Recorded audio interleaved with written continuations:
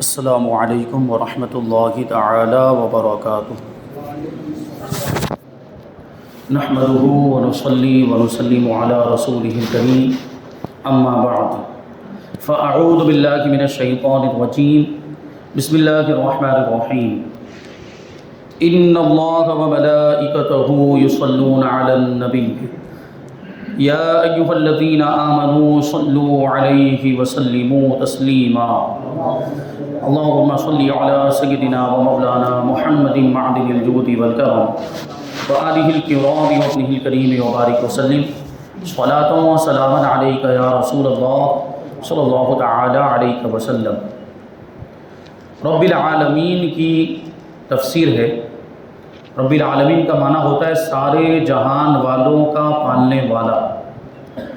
تو اس میں جو پہلا لفظ ہے وہ ہے رب۔ یہ رب ہم بولتے رہتے ہیں اور استعمال کرتے رہتے ہیں، سنتے بھی رہتے ہیں رب۔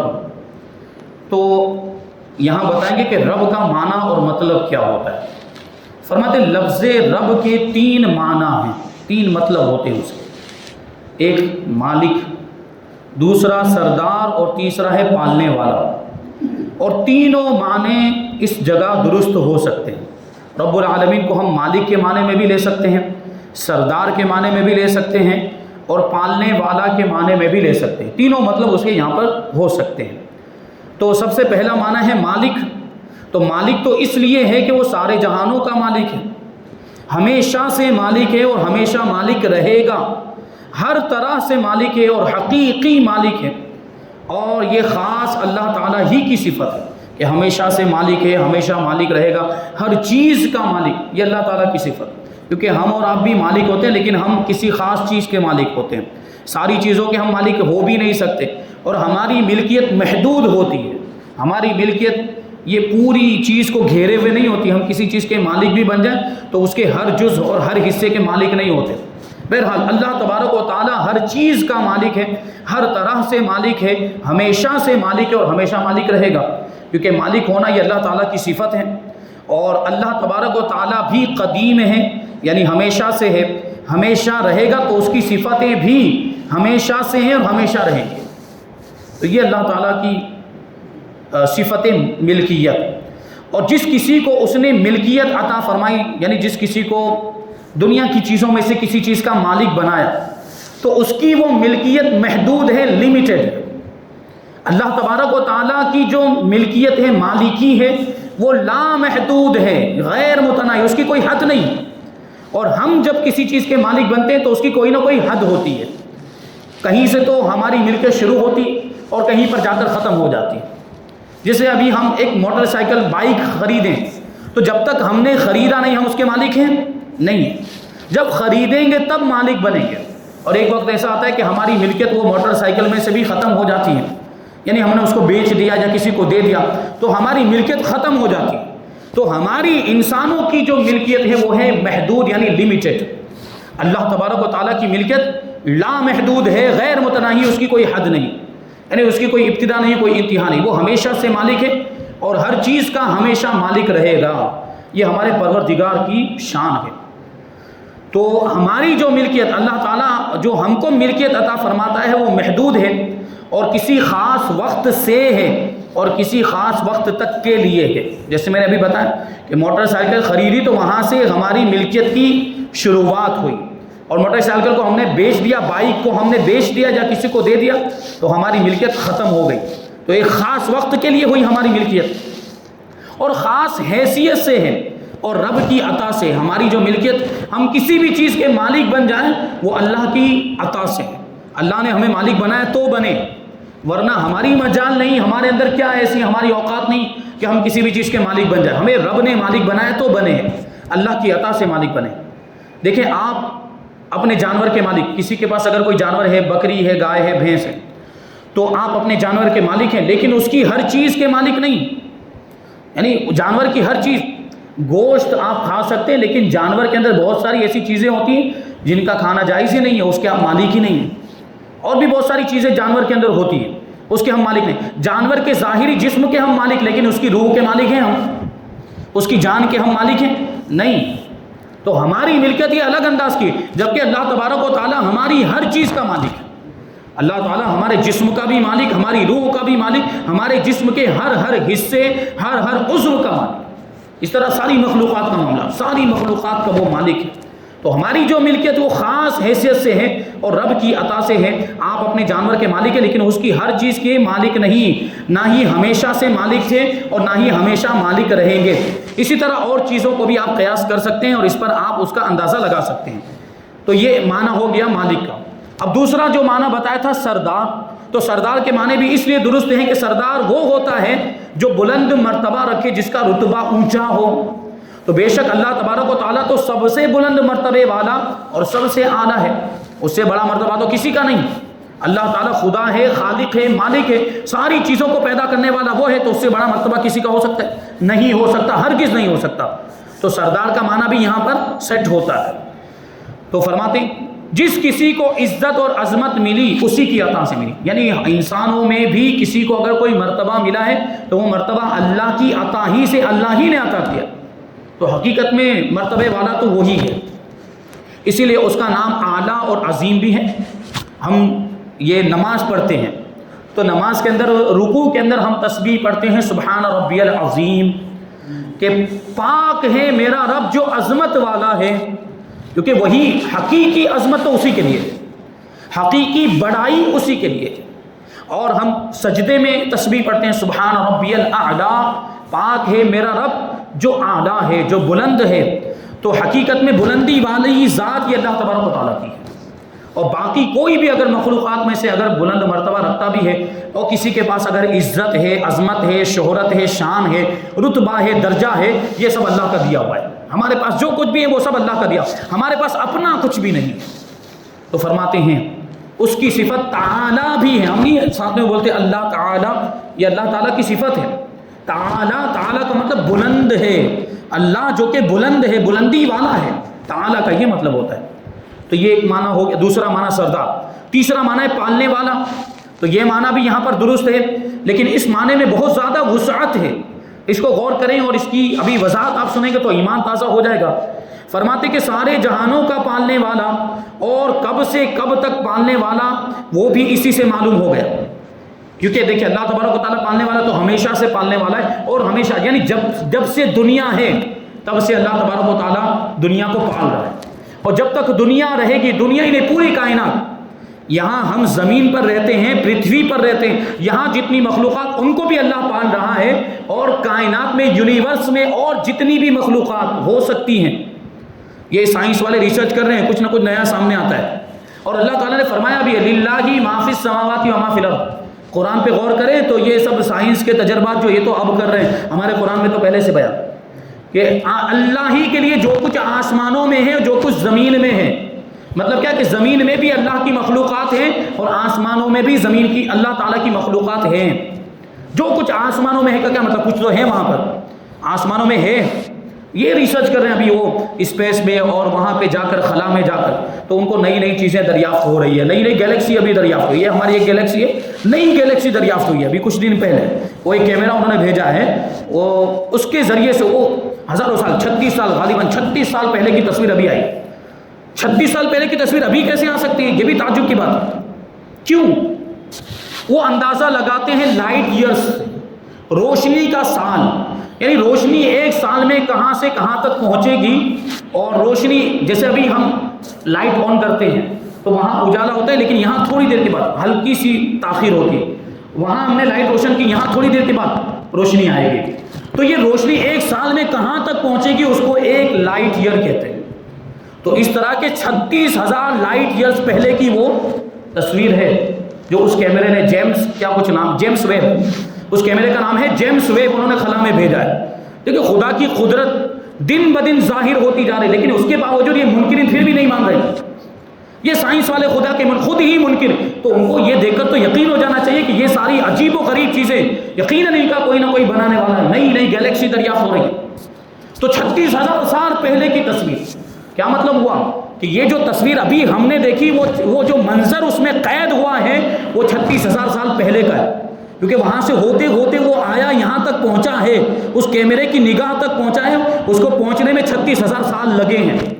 کتنی تعجب ہے اس بات، ہمارے دماغ میں ہے یہ اللہ کی قدرت کا کرشمہ ہے۔ بہرحال تو اللہ تبارک و تعالیٰ پالنے والا جب سے دنیا بنی ہے تب سے پال رہا ہے، جب تک یہ دنیا رہے گی، دنیا کیا پوری کائنات جب تک رہے گی سب کو پالتا ہے، تو اسی کو بیان کرتے ہیں۔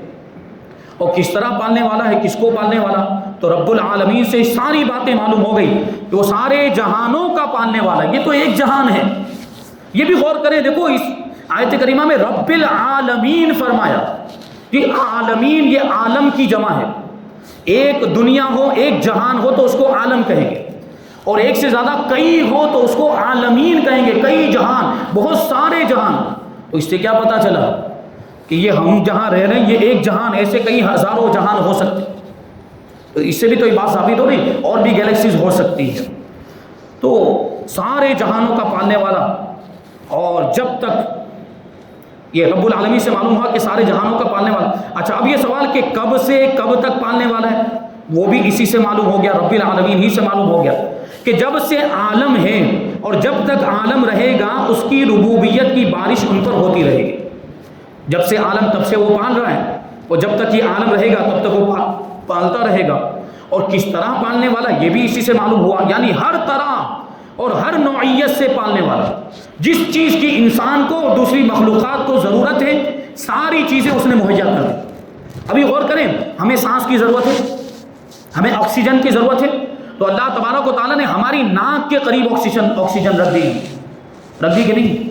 ہمیں پانی کی ضرورت ہے، تو پانی کتنی زیادہ تعداد میں اللہ تبارک و تعالیٰ نے مہیا کر دیا کہ 75 تقریباً 70 یا 75 حصے پر، پرتھوی کے 70% حصے پر پانی موجود ہے، اور 25% یا 30% حصے پر زمین ہے، لینڈ ہے، خشکی ہے۔ تو جس کی جتنی زیادہ ضرورت تھی اللہ تبارک و تعالیٰ نے وہ چیز اتنی ہی زیادہ ہمارے لیے مہیا فرما دی، اور اتنی ہی آسانی کے ساتھ مہیا فرما دی۔ دیکھیں ابھی ہم نمک کو دیکھ لیں، کوئی ایک ایک چیز لے کر بھی چلے نا آپ کو تعجب ہو۔ نمک، ہر کھانے میں نمک پڑتا ہے کہ نہیں پڑتا؟ ہر کھانے میں نمک پڑتا ہے، تو اللہ تعالیٰ نے نمک کتنی زیادہ مقدار میں پیدا فرمایا۔ سمندر جب تک ہے تب تک نمک رہے گا، سمندر سے نمک حاصل ہوتا ہے، اور نمک کتنا سستا بھی ہے، یعنی اتنی زیادہ مقدار میں بھی اور اتنا آسان بھی ہو اس کا حاصل کرنا۔ تو جس چیز کی جتنی زیادہ ضرورت تھی اللہ تبارک و تعالیٰ نے اس ضرورت کے اعتبار سے اس چیز کو پیدا فرمایا، یہ اس کی قدرت ہے۔ اللہ تبارک و تعالیٰ ایسا پالنے والا، ہر طرح سے پالنے والا ہے، اور ہر نوعیت سے پالنے والا۔ اچھا اب آپ کو لگتا ہوگا کہ پالنے والا ہے یعنی رزق پہنچاتا ہے، اللہ ہی کھلاتا ہے، روزی بھی دیتا ہے، جبکہ ہم دیکھتے ہیں کہ بہت سے انسان ایسے بھی جو بھوکے مرتے ہیں، بہت سے انسان، تو اس میں بھی اللہ تبارک و تعالیٰ کی حکمت ہے، اور بھوکے مرتے نہیں، اکثر و بیشتر اللہ تبارک و تعالیٰ ان کے لیے بھی کھانے پینے کا انتظام فرماتا ہے، اور اگر بھوک کی کیفیت ہے تو ان کی آزمائش ہے، اور اس میں کوئی نہ کوئی حکمت، کیونکہ یہ لوگ دنیا میں ہیں تو جن کو کھانا مل رہا ہے، جن کو روزی مل رہی ہے، ان کو ایسے لوگوں کو دیکھ کر عبرت حاصل کرنی چاہیے، یعنی اوپر والوں کے لیے عبرت کے طور پر ان کو وقتی طور پر بھوکا رکھا جاتا ہے، ہمیشہ بھوکے نہیں رہتے، کبھی نہ کبھی ان کو بھی کھانا مل جاتا ہے، کبھی نہ کبھی کا کیا مطلب اکثر تو مل ہی جاتا ہے، کبھی کبھار ایک دو ٹائم کے لیے بھوکے رہ جاتے ہیں، ایسے معاملات رہتے ہیں۔ بہرحال اللہ تبارک و تعالیٰ ہر کسی کو روزی پہنچاتا ہے، تو ہر نوعیت سے پالنے والا۔ اب اس کو یوں سمجھو کہ دنیا کے ظاہری پالنے والوں کی تربیت اس وقت شروع ہوتی ہے جب وہ چیز پہلے بن کر آئے، جیسے بچہ پیدا ہوتا ہے، بچے کو ماں باپ پالتے ہیں، لیکن جب بچہ پیدا نہیں ہوا تو پالنے کی شروعات ہوتی ہی نہیں۔ بچہ جب پیدا ہوگا تب ماں باپ کے پالنے کی شروعات ہوگی، وہ بھی کب ہوگی اس کی کیفیت بھی آگے بیان کرتے ہیں۔ کہتے ہیں کہ ہماری تربیت، ظاہری طور پر پالنے والوں کی تربیت اس وقت شروع ہوتی ہے جبکہ وہ چیز بن کر پہلے آ جائے، اور بہت جلد ہماری تربیت ختم بھی ہو جاتی ہے، اور خاص قسم کی تربیت ہوتی ہے۔ ہماری جو تربیت، ہم جو کسی کو پالتے ہیں تو ہمارا پالنا یہ خاص قسم کا ہوتا ہے، عام نہیں ہوتا، اور خاص کی تربیت ہوتی، کسی خاص کی تربیت، ہر کسی کی تربیت ہم نہیں کر سکتے۔ جیسے انسان اپنی اولاد کو پالتا ہے، وہ ہر انسان کو نہیں پالتا، دوسروں کو نہیں پالتا، اجنبیوں کو نہیں پالتا، اور زیادہ سے زیادہ رشتہ داروں کا خیال کرے گا، رشتہ داروں کو پالے گا، بس اجنبیوں سے اس کا کوئی تعلق نہیں ہوتا، اور ہر ایک کو کوئی نہیں پالتا۔ دیکھو دنیا میں سب سے بڑے پالنے والے ماں باپ مانے جاتے ہیں، دنیا میں سب سے بڑے پالنے والے ماں باپ مانے جاتے ہیں، جن کے بارے میں اللہ تعالیٰ قرآن مجید میں ارشاد فرماتا ہے کما ربیانی صغیرا، جیسا کہ میرے ماں باپ نے بچپن میں میری پرورش کی، تو کیا مطلب ہوا؟ ماں باپ کے پالنے کا تعلق بچپن سے ہوتا ہے، بچپن میں وہ اپنے بچوں کو پالتے ہیں، تو کیسے وہ اس کے سارے مراحل بیان کرتے ہیں۔ پھر فرماتے دوسروں کی تربیت ان سے کئی کم ہے، ماں باپ کے مقابلے میں دوسروں کی تربیت، یعنی اگر کوئی اپنے بھائی کو پالے، یا اگر کوئی اپنے چچا کو پالے، یا اگر کوئی اپنی خالہ کو، خالو کو، ان کو پالے، تو اس کی جو تربیت اور اس کا پالنا وہ الگ قسم کا ہوگا۔ سب سے بڑے پالنے والے کون مانے جاتے ہیں؟ ماں باپ مانے جاتے ہیں۔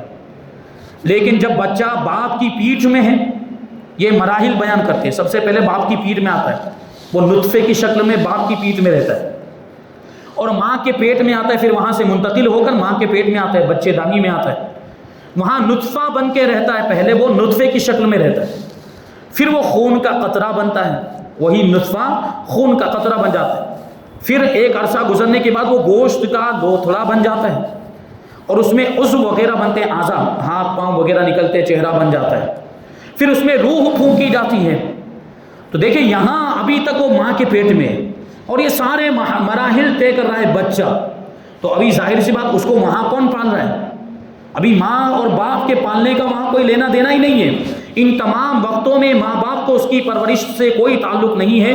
جب خیریت سے پیدا ہو گیا تو رب ہی نے ماں کے سینے سے دودھ کی 2 نہریں جاری کر دی، اور ماں نے صرف یہ کیا کہ رب کا دیا ہوا دودھ اسی بچے کے منہ میں دے دیا، کیونکہ دودھ بھی تو اللہ ہی پیدا کرتا ہے، اگر چاہے تو نہ پیدا ہو۔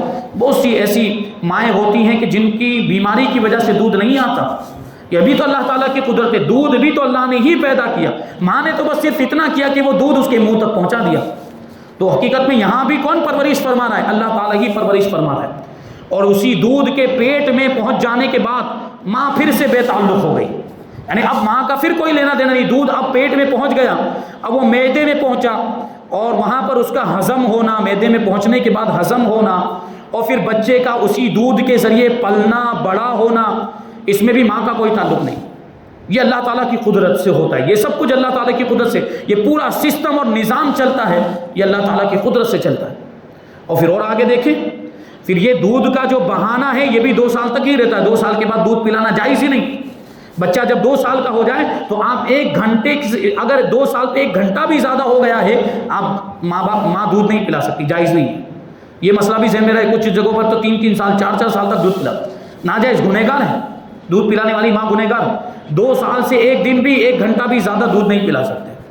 تو سوچیں آپ کہ دودھ پلانے کا مسئلہ بھی 2 سال تک رہا، اب جب بچہ بڑا ہو گیا، ماں نے یہ بھی بند کر دیا، 2 سال ہو گئے تو دودھ پلانا بھی بند کر دیا۔ غرض ہے کہ بچہ جس قدر بڑھتا گیا ماں کی پرورش گھٹتی گئی، پھر ایک وقت وہ آیا کہ بچہ جوان ہو گیا اور ماں باپ بوڑھے ہو گئے، تو اب معاملہ الٹا ہو گیا، یعنی ابھی تک ماں باپ بچے کو پال رہے تھے، اب ماں خدمت کی محتاج ہو گئی اور بیٹا خدمت گار ہو گیا۔ اب بیٹا ماں باپ کی خدمت کرتا ہے، اب بیٹا ماں باپ کی پرورش کر رہا ہے، دیکھیں نظام قدرت۔ اور اگر اسی دوران میں بچہ مر گیا تو پھر تو کسی طرح کا ظاہری تعلق رہا ہی نہیں، بالکل ختم۔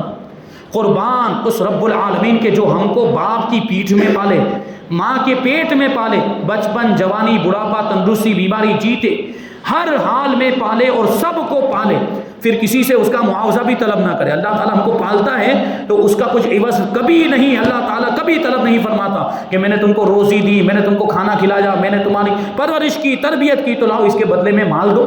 اللہ کو کسی کے مال کی ضرورت ہی نہیں ہے، اسی لیے وہی رب العالمین کہلانے کا مستحق اور حقدار ہے۔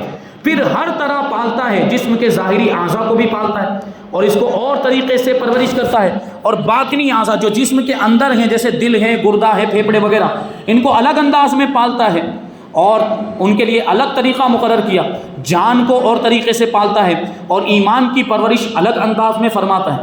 پاک ہے وہ جس نے ہڈی یعنی کان سے سنا ہے، کان یہ ہڈی کملی ہڈی ہوتی ہے، یہ کان، یہ اللہ تعالیٰ کی ذات ہے کہ وہ یہ ہڈی سے ہمیں سناتا ہے، اس میں اس نے سننے کی طاقت رکھ دی تو ہم اس سے سنتے ہیں۔ اور چربی یعنی آنکھ سے دکھایا، یہ چربی کی طرح ہوتی ہے، آنکھ کا جو ڈھیلا ہوتا ہے اگر یہ پھوٹ جائے تو وہ چربی کی طرح بہہ جاتا ہے، تو اللہ تعالیٰ نے ہمیں چربی سے یعنی آنکھ سے دکھایا، اس میں دیکھنے کی قوت رکھی، اور گوشت یعنی زبان سے بولنے کی طاقت عطا فرمائی۔ پھر ان چیزوں کو قسم قسم کے پھلوں اور دانوں سے پرورش فرمایا کہ ہم پھل کھاتے ہیں، دانے کھاتے ہیں، اس سے پرورش ہوتی ہے، اور جس وقت جس طرح جس کو پرورش کی ضرورت تھی اسی طرح اس کو پالا۔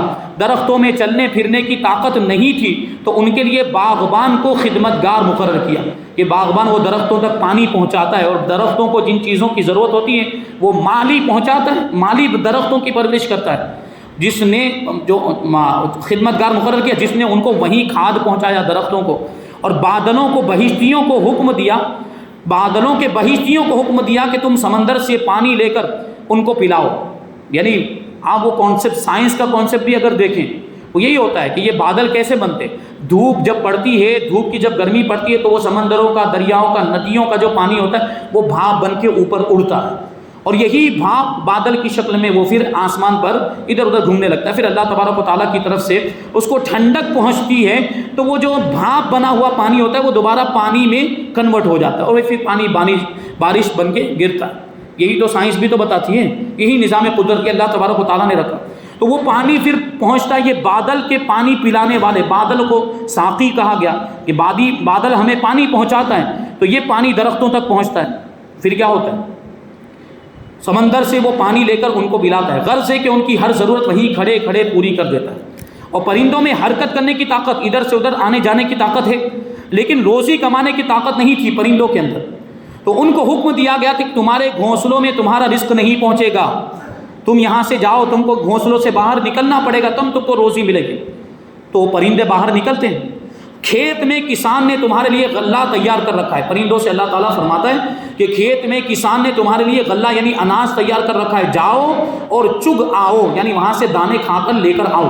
تو پرندے صبح کو بھوکے نکلتے ہیں اور شام کو پیٹ بھر کے واپس لوٹتے ہیں۔ اور حضرت انسان کو یعنی ہم کو اللہ تبارک و تعالیٰ نے حرکت کرنے کی بھی طاقت دی اور کمانے کی بھی طاقت دی، اس لیے اللہ تعالیٰ نے ہمیں حکم دیا کہ تم کو درختوں اور جانوروں کی طرح بغیر کمائے روزی نہیں ملے گی۔ وہ تو مجبور تھے، درخت تو مجبور کہ ہل نہیں سکتے تھے، اور تم مختار ہو، تمہیں اختیار دیا۔ پرندے ہل سکتے تھے لیکن روزی کمانے کی طاقت نہیں، لیکن تمہارے پاس تو اختیار بھی ہے، کمانے کی طاقت بھی ہے، تو گھر سے نکلو اور روزی کماؤ بھی۔ بیج تم ڈال آنا، باقی بارش دھوپ وغیرہ سے تمہاری امداد ہم کریں گے۔ حضرت انسان بھی جب تک بے دانت والے ناسمجھ بچے رہے تب تک ان کو بھی دودھ پلا کر بغیر محنت کرائے پالا۔ غرض ہے کہ ہر طرح پالنے والا اللہ تبارک و تعالیٰ ہے، یہ اس کی لامتناہی تربیتوں کا ایک نمونہ، یہ تو مثال پیش کی ہے، اور بھی ہم اللہ تبارک و تعالیٰ کی قدرت کے مناظر، اس کے جلوے ہم دنیا کائنات کے اندر دیکھ سکتے ہیں۔ اور بات آگے کہ خالق اور مخلوق کی پرورش میں کیا فرق ہوتا ہے۔ اللہ تعالیٰ پرورش فرماتا ہے تو اس میں اس کی حیثیت الگ ہے، اس کا انداز الگ ہے، اور مخلوق اگر کسی کو پالے تو اس کا انداز الگ ہوتا ہے۔ یہ ساری باتیں، یہ جو اس میں مختلف اعتبار سے فرق ہے، وہ فرق 4 کے 5 فرق جو ہے کہ بیان کیے ہیں۔ اللہ تبارک و تعالیٰ کی بارگاہ میں دعا ہے کہ جو کچھ بھی بیان ہوا اس پر ہم سب کو عمل کرنے کی توفیق عطا فرمائے، اور نور قرآن سے ہم سب کے دلوں کو روشن اور منور فرمائے۔ وما علینا الا البلاغ۔ السلام علیکم۔